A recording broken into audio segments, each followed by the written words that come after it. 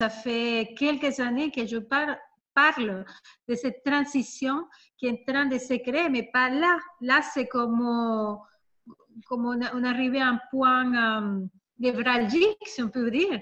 Mais cette transition, elle a commencé depuis des années. Et je suis quelque part, je suis désolée de toute la tragédie qu'il y a en ce moment, parce qu'il y a beaucoup de gens qui souffrent. Et en même temps, je suis très heureuse que ce moment arrive, même s'il est douloureux, parce qu'il est nécessaire. Nous sommes tous d'accord qu'on ne pouvait pas continuer avec le monde tel qu'il était. Et je ne sais pas comment ça va se faire après, mais j'ai l'intime conviction que nous sommes dans un processus qui va continuer, qui va s'approfondir peut-être, qui va nous montrer encore d'autres visages qu'on n'a pas connus jusqu'à maintenant, mais que ce processus va continuer.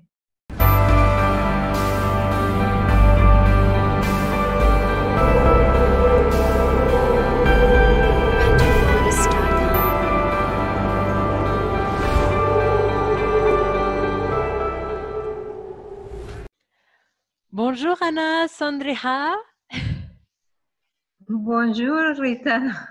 Bonjour tout le monde. Aujourd'hui, on est dans la compagnie d'Anna et on va parler d'un thème très intéressant qui vous intéresse tous sur le confinement.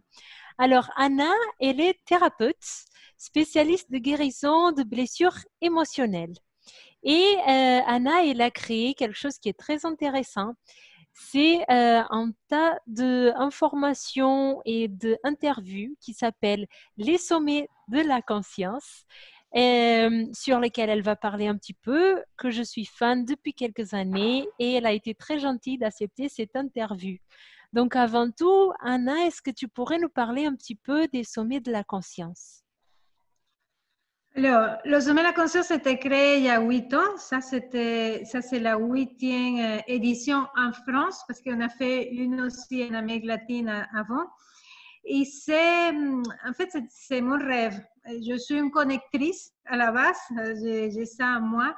Et j'aime beaucoup. Avant, j'étais tout le temps en train de donner des adresses. Ah oui, tu veux travailler ça, contacte un tel thérapeute. Ah, j'ai fait un truc génial avec quelqu'un et j'ai donné l'adresse à la personne.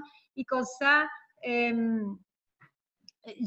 j'ai passé ma vie à faire ça et un jour, je me suis dit, pourquoi pas faire ça en grand? C'est-à-dire mettre en connexion avec des thérapeutes, des enseignants qui ont quelque chose à dire, qui ont beaucoup de choses à dire avec le public. Et mon idée au début avec le sommet de la conscience, c'était contribuer. Moi, il y a quelques années, avant de créer le sommet de la conscience, un jour, j'ai entendu un coach américain, Anthony Robbins, qui m'a beaucoup impacté. Et la conférence que j'ai entendue de lui parlait de la contribution. En étant la contribution comme le besoin fondamental de l'être humain, un des besoins fondamentaux de l'être humain, le plus important pour nous. Et ça m'a énormément impacté. En fait, je me suis dit, oui, ça me parle beaucoup, j'aimerais contribuer, j'aimerais surtout contribuer à que ce monde soit meilleur. J'aimerais contribuer à laisser un monde meilleur pour mes enfants. Et j'avais cette question, mais à l'époque, je ne savais pas comment contribuer. Bon, déjà, j'étais thérapeute, donc je contribuais avec la guérison de beaucoup de monde, mais je voulais faire quelque chose de plus grand. Je sentais l'appel de quelque chose de plus grand. Et c'est comme ça que le sommet est né de mon envie de contribution et cette particularité que j'ai d'être une connectrice, d'aimer connecter les gens entre eux. Donc voilà, c'est comme ça qu'il s'est créé. C'est un événement qui est annuel. Il vient juste de finir. C'est plusieurs conférences 37 conférences. Cette année, c'était 37 conférences. Il était suivi pour cette année, plus de 104 000 personnes. C'est énorme, c'est énorme. Ouais. Moi, j'étais là-dedans. Et ça, c'est les gens qui se sont inscrits, hein, parce que nous avons, on n'a pas vu encore les statistiques, mais parfois, une conférence, les gens ne s'inscrivent pas, mais voilà, on va s'envoyer les liens. Et finalement, à mon avis, c'est beaucoup plus que 104 000 personnes. Voilà. Et c'est très bien. Moi, je témoigne, ça fait quelques années que je suis pardon, les Le émissions sommet de la conscience. du sommet de la conscience. Et j'aime beaucoup parce que c'est vrai qu'on voit beaucoup d'intervenants différents et ça nous apporte beaucoup, qu'on soit thérapeute ou pas, en fait. Hein. Du coup, j'aime beaucoup. C'est comme ça que je t'ai connue, Anna, d'ailleurs. Et c'est comme ça que Merci. j'ai pu t'inviter. Voilà, donc je mettrai après en lien pour tout le monde si vous voulez suivre les années qui suivent, parce que là, ça vient de finir, mais je vous mettrai le lien pour que vous puissiez suivre tout ça. Sinon, aujourd'hui, j'aimerais, Anna, qu'on parle sur la transition qu'on est en train de vivre en ce moment, parce que j'ai reçu dans tes emails, lors des conférences, vous en avez été plusieurs à en parler aussi, que ce moment qu'on est en train de vivre avec le coronavirus, c'est une transition. Et donc, tu parles de comment le vivre et qu'est-ce que ça peut nous apporter. Peux-tu nous parler un peu de ça? Bah, en fait, c'est un sujet qui m'intéresse bien avant le coronavirus et bien avant le confinement. Ça fait quelques années que je parle de cette transition qui est en train de se créer, mais pas là. Là, c'est comme on arrivait à un point névralgique, si on peut dire. Mais cette transition, elle a commencé depuis des années.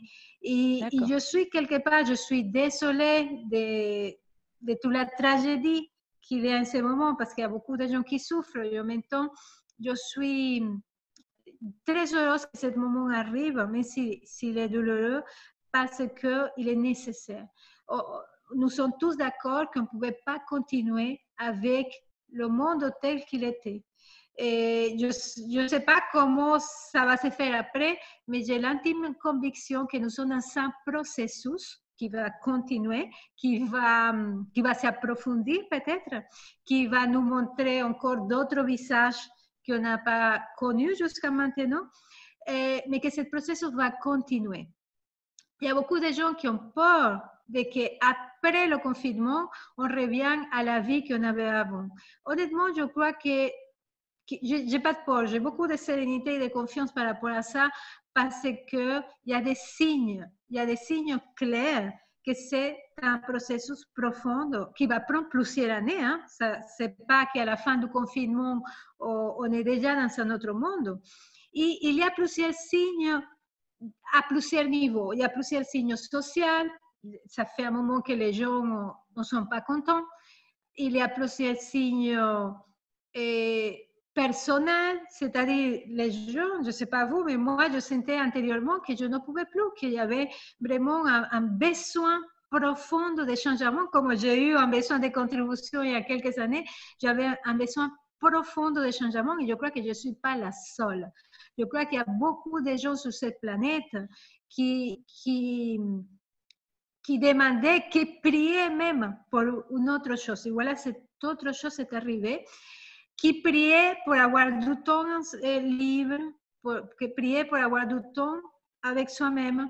Je parle de prière, ce n'est pas quelque chose de religieux, hein, c'est qui Ça peut être une demandait, si vous forme de voulez. méditation, une Voilà, forme méditer, chanter, ce que vous voulez, et qui demandait à l'univers, à la vie, à ce que vous voulez, et que quelque chose arrive, qui demandait un autre type de relation avec sa famille, avec leur famille, et qui demandait avec un autre type de relation avec le temps, qui demandait un autre type de relation avec la nature, et en fait, tout ça est en train d'arriver. Et donc, je parlais socialement, je parlais aussi personnellement, je parlais au niveau des finances. On avait besoin d'une autre chose. On ne pouvait plus avoir ce système capitaliste de croissance infinie qu'on savait perdu d'avance. Et on demandait autre chose aussi au niveau spirituel parce que les gens qui sont dans la spiritualité, qui sont en train de faire un travail, ils savent que ce monde a besoin d'être beaucoup plus spirituel, beaucoup plus féminin, parce que c'est l'homme, nous vivons dans une civilisation faites par les hommes et auxquelles les femmes ont dû s'adapter. Tout ça est caduque, tout ça ne peut plus exister.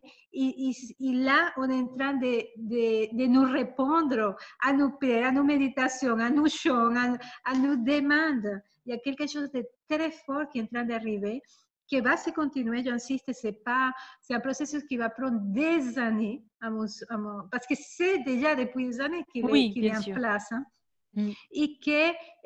Mais qu'au moins, on est en train de le faire. Après, il peut être difficile, et c'est pour ça que nous avons besoin de nous préparer. Il peut être douloureux pour certains, pour ceux qui ne sont pas prêts, pour ceux qui veulent encore l'ancien système. Il y a beaucoup de monde qui veulent encore l'ancien système.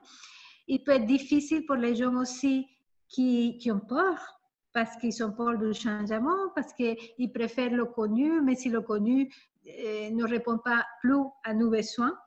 Et voilà, il peut être difficile, en même temps, il est nécessaire, et je me réjouis en fait de que nous soyons vivantes, que nous soyons incarnés dans un processus aussi excitant, parce que je ne sais pas à quoi il va nous amener, mais j'ai l'intuition que ça va être quelque chose qu'on n'attend même pas, parce que qui attendait ce moment que nous sommes en train de vivre, et on attendait quelque chose, mais on ne savait pas que ce qui allait se passer.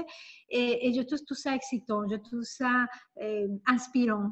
Et je Et suis vraiment... comment, pardon Anna, et du coup, tu nous parles d'un monde qui sera peut-être plus féminin. Comment est-ce que ça va se manifester? Est-ce que tu as une idée? Est-ce que par rapport à tes études et tout ce que tu pratiques aujourd'hui, après la transition, comment est-ce que ce monde va ressembler? Avec quoi on va vivre?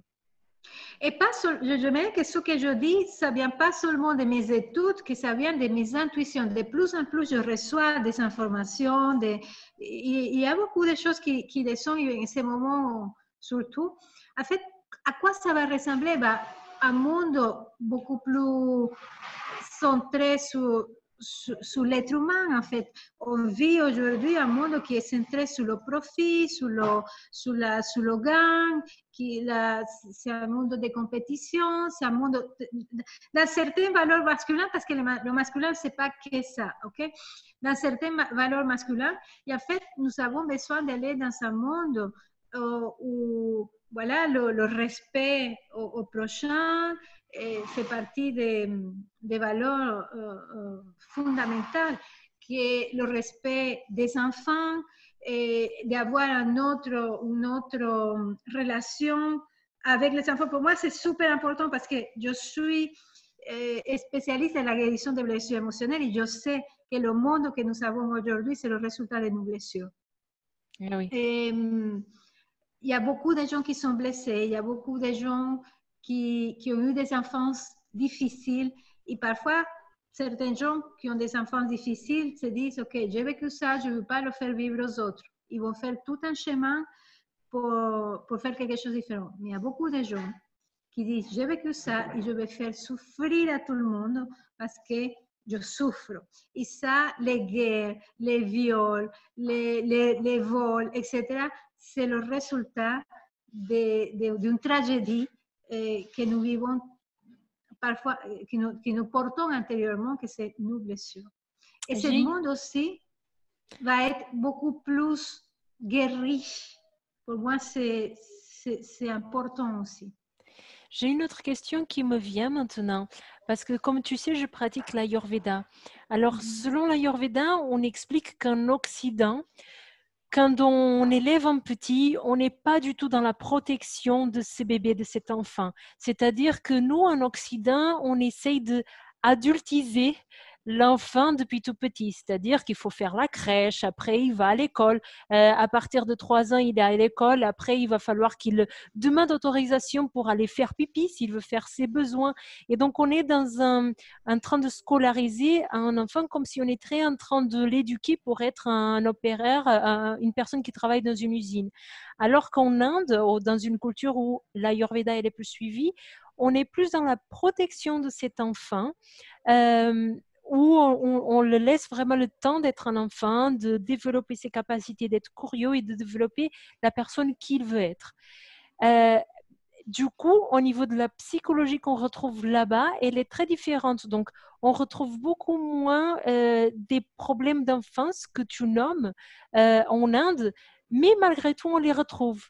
Est-ce que dans ce monde du futur, il y aura ça aussi de changer? Est-ce que ça sera au niveau mondial ou est-ce que ce sera plutôt dans l'Occident ou est-ce que ça va être répandu? Qu'est-ce que ton intuition, qu'est-ce que tu penses? Bah, je crois que ça va être global parce que tu parles de l'Inde comme un modèle, mais ça peut être un modèle pour certaines choses, mais quand on va en Inde, on voit plein d'enfants dans la rue, par Tout à fait. exemple, qui sont complètement abandonnés à eux-mêmes, etc. Il y a beaucoup de souffrances et c'est partout. Ok, Partout. c'est en Occident, c'est en Orient, tous les continents sont touchés Tout par à un fait. non-respect de l'enfant d'une façon ou d'une autre. Ok, peut-être il y a certaines choses ici, mais pas là. Mais globalement, pour moi, il y a beaucoup de violences faites à l'enfant, beaucoup de violences faites aux familles aussi, parce que il n'y a pas une éducation en fait, que je crois que c'est ça qu'on devrait apprendre à l'école, de comment accompagner les enfants. Et on va accompagner les enfants généralement comme on était nous-mêmes accompagnés. Et pour la plupart des fois, on n'était pas bien accompagnés et on a ça comme seul modèle. Et je crois qu'une éducation, je parlais d'une société beaucoup plus féminine, ça passe par là, d'apprendre la véritable maternité. Je suis d'accord avec toi que la société d'aujourd'hui ne tient pas en compte le besoin de l'enfant, tient en compte le besoin de société. Parce que si tu demandes à beaucoup de mères qu'est-ce qu'il a envie de faire, beaucoup de mères préféreront rester avec leur enfant Bien pour sûr. le garder, mais on a une réalité économique aussi, on a des comptes à payer, on a une quantité de choses, et la mère va laisser un enfant dans la crèche, va le laisser avec les grands-parents s'ils ont la chance, hein, mais elle ne va pas pouvoir s'occuper de l'enfant, et pour moi, l'enfant a besoin de la mère, des parents, les premières années presque en permanence. Donc, et bien sûr, aujourd'hui, on ne peut pas faire ce genre de choses. Et même beaucoup de mères pensent que ce n'est pas important parce que la société, l'éducation les a convaincus d'autre chose. Mais bon, je crois que tout ça, on va le récupérer petit à petit. On va se reconnecter à soi-même, aux véritables besoins de l'être humain, que ce n'est pas produire, que ce n'est pas la carrière. Nous avons d'autres besoins qui ne sont pas ceux que nous sommes peut-être en train de vivre aujourd'hui. C'est ce que je dis et je crois que nous avons besoin de faire un changement global, c'est-à-dire dans tous les pays, mais aussi global dans tous les parties de la société, parce que au niveau de l'éducation des enfants, bah, on voit aux enfants aux écoles qui sont créées avec des méthodes il y a 200 ans. Et tout évolue, mais l'école évolue très peu. Au niveau de la santé, on ne parle même pas. Et on est en train de prendre des molécules, etc., qui parfois sont très loin du respect de son corps. Quand il y a des médecines qui sont beaucoup plus respectueuses du corps, notamment la Ayurveda, médecine réparatrice, c'est-à-dire qui va réparer les incohérences que nous avons aussi dans d'autres domaines de notre vie, par exemple la nourriture. C'est la nourriture industrielle, etc. On sait parfaitement que ça ne répond pas à nos besoins de santé. Donc, la médecine, c'est une médecine, on nous donne des molécules, c'est une médecine des maladies. Et je crois que ça a besoin aussi de changer. En fait, c'est tous les domaines de notre vie qui ont besoin de changer. Il y a des gens qui diront, mais qu'est-ce qui marche? il y a beaucoup de choses qui marchent, mais dans le domaine fondamental, il y a des choses à changer, des choses à faire évoluer. Et l'évolution, pour beaucoup de gens, c'est devenir beaucoup plus technologique. Pour moi, je crois que c'est pas ça, en fait. L'évolution, pour moi, c'est de revenir à notre nature. Que dans cette quête d'évolution technologique, dans cette quête d'évolution sociale, je ne sais pas quoi, on a perdu une partie de notre humanité, on a perdu une partie de notre connexion profonde à la nature, aux enfants, etc., à tout ça. Et nous avons besoin de revenir à qui nous sommes véritablement et à le découvrir. Parce que parfois, il y a des gens qui ne savent même pas qui ils sont, qui ne savent même pas quelle est cette connexion profonde qu'ils sont à l'intérieur, qui ne savent pas quelle est la nourriture qui leur convient, qui ne savent pas quelle est la relation qu'ils ont besoin de vivre, qui ne savent pas comment se connecter avec les autres.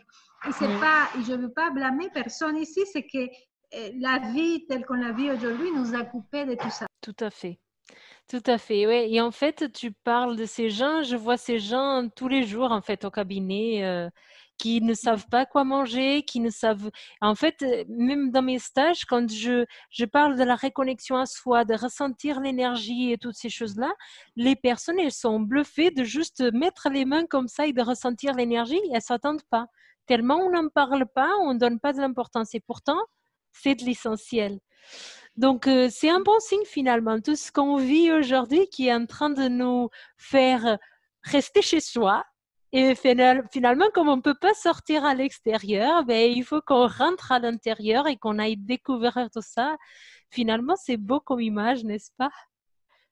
Tout à fait, tout à fait. Je le dis souvent, c'est un processus vraiment très féminin pour reparler du féminin et du masculin. On est appelé à rester à l'intérieur, à connecter aussi son intuition parce qu'il y a tellement d'informations dans lesquelles on peut être perdu et même des informations de peur. Donc, qu'est-ce que pour moi est vrai dans tout ça? À quoi je me connecte? À quoi je donne mon énergie? On est appelé aussi à rester en famille, ou rester tout seul aussi. Hein. C'est vraiment un processus très intéressant que nous sommes en train de vivre parce que ça nous ramène à plusieurs choses essentielles pour nous qu'on avait mis de côté depuis toujours et qu'aujourd'hui la vie est en train de nous appeler à le vivre, à le transformer, à le changer, oui, à faire quelque chose d'autre avec ce que nous avons. C'est que des bonnes nouvelles en fait. Oui, C'est que des tout bonnes à choses. fait. Bon, merci beaucoup Anna d'avoir accepté cette interview. C'était très intéressant. Moi, j'ai beaucoup aimé. Je vais mettre un descriptif de cette vidéo, toutes les informations pour que vous puissiez joindre Anna si vous voulez, voir toutes les choses qu'elle fait, ce qu'elle pratique au cabinet, toutes ces choses. Et je ne sais pas si tu veux donner une note à la fin avant de quitter cette interview, Anna. Une note si tu veux dire quelque chose de plus. Ah, ok. Moi, je appellerais les gens à rester dans la confiance et dans la sérénité parce que malgré les apparences, il y a beaucoup de gens qui ont peur et beaucoup de gens qui sont dépités pour tout ce qui arrive, mais malgré les apparences, je crois que nous sommes dans un processus difficile, je le dis, et en même temps nécessaire qui va nous amener à une autre société, à un autre rapport entre nous, à plein de choses que nous méritons et que nous avons désiré depuis longtemps. Donc, je ne sais pas, malgré les difficultés que nous vivons, je n'arrive pas à m'inquiéter, je n'arrive pas à vivre ça dans la difficulté. Je suis même comme une espèce de joie intérieure parce que enfin le moment est arrivé et je crois que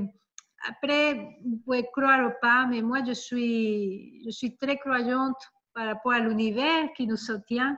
Et je crois qu'en ce moment, nous sommes soutenus à différents niveaux, qu'il y a des êtres qui sont là et qui nous soutiennent, qui nous guident sans qu'on se rende compte. On n'est pas seul, en fait, dans ce processus. Et je suis heureuse que ça soit comme ça. Très bien, c'est beau, c'est beau. Merci beaucoup, Anna, encore une fois, pour tous ces mots d'encouragement, d'aide finalement que tu viens apporter, parce que c'est justement ça que les gens ont besoin en ce moment, avec les peurs, l'anxiété, d'avoir des mots, des personnes qui disent, ben, finalement, en fait, il y a quelque chose de positif avec tout ce qui se passe et accrochons-nous parce que ça va être de mieux en mieux. Tout à Merci fait. beaucoup, Anna. Merci beaucoup à vous tous que vous nous avez écoutés. Et je vous dis à la prochaine vidéo. Merci. Au revoir. Merci Rita pour l'invitation. Merci.